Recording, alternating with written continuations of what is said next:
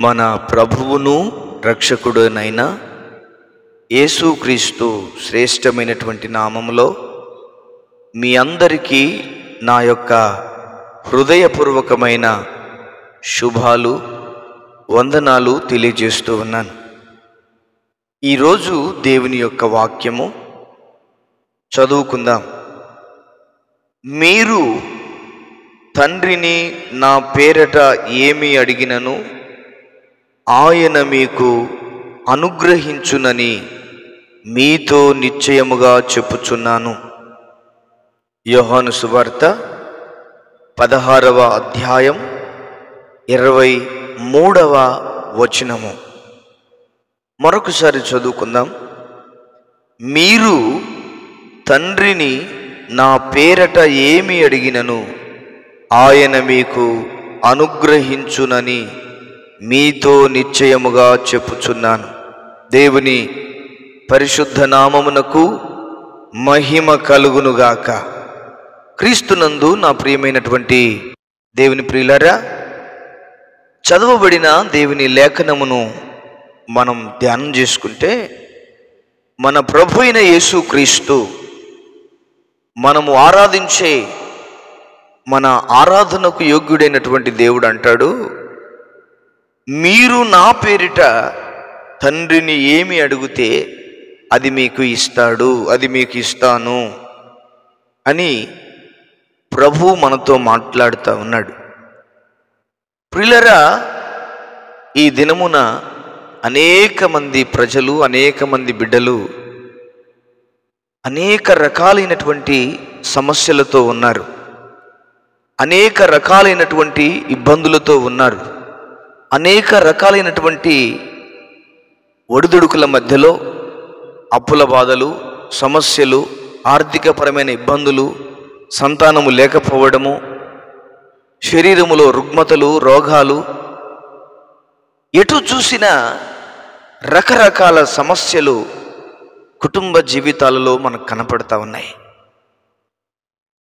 అదేవిధంగా మన వీడియో కింద కూడా అనేక మంది బిడ్డలు వారి యొక్క ప్రార్థనా అవసరతలు తెలియజేస్తున్నారు. రాత్రికాల ప్రార్థనలో కామెంట్స్లో దాదాపుగా ఒక 20-25 మంది 20-25 కామెంట్స్, ప్రార్థన విజ్ఞాపనలు, ప్రార్థన మనవులు మనకు రాస్తూ ఉన్నారు. ప్రతిరోజు వాటి కొరకు ప్రార్థన చేస్తూ ఉన్నాం. ప్రియులారా, గమనించండి, రకరకాల సమస్యలతో బాధపడుతున్నటువంటి బిడ్డలకు దేవుడు చెబుతున్న మాట ఏమిటంటే, నా పేరిట మీరు తండ్రిని అడగండి, నా పేరిట తండ్రిని అడగండి. అందుకనే మనం ప్రార్థన చేసే చివరిలో ఒక మాట పలికి ముగిస్తాం మనం ప్రార్థనని. ఏం మాట? యేసునామములో అడుగుచున్నాము తండ్రి. ఏం మాట? యేసునామములో అడుగుచున్నాము తండ్రి. అంటే మనం ప్రార్థన ఎవరికి చేస్తున్నామంటే తండ్రికి యేసునామములో మనం ప్రార్థన చేస్తున్నాం. ఈరోజు అనేక మంది బిడ్డలు ప్రార్థన చేసుకోక, ప్రార్థనలో సఫలులు కాక, దేవుడు వారి ప్రార్థన ఆలకిస్తాడు, దేవుడు వారి ప్రార్థనకు జవాబిస్తాడు అని తెలియక, ఒకవేళ తెలిసినా కూడా చాలామంది ఇబ్బందులను ఎదుర్కొంటున్నారు, ఇంకా అదే సమస్యలను తలబోసుకుంటున్నారు. క్రీస్తునందు నా ప్రియమైన దేవుని బిడ్డలారా, ఇదిగో నీవు ప్రార్థన చేస్తే దేవుడు తప్పకుండా ఆలకిస్తాడు. నీవు ప్రార్థన చేస్తే దేవుడు తప్పకుండా వింటాడు. నీవు ప్రార్థన చేస్తే దేవుడు నీకు సమాధానం ఇస్తాడు, నీకు నెమ్మది కలుగ చేస్తాడు, నీకు ఆనందమునిస్తాడు ఆయన. ప్రార్థన చేయడము నువ్వు పూనుకున్నావా, నీ జీవితంలో ఒక అద్భుతమైన వాతావరణాన్ని నువ్వు చూస్తావు.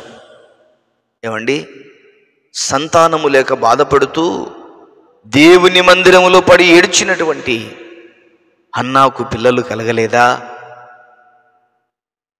సంతానము కొరకు రోధించింది, దేవుని మందిరాన్ని ఆశ్రయించింది, దేవుని సన్నిధిని వెదికింది.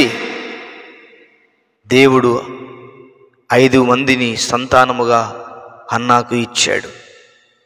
నా ప్రియమైన వారలారా, ప్రతి సమస్యకు పరిష్కారం, ప్రతి ఇబ్బందికి పరిష్కారం ఇదిగో మనము చేసేటువంటి ప్రార్థన ద్వారా కలుగుతుంది.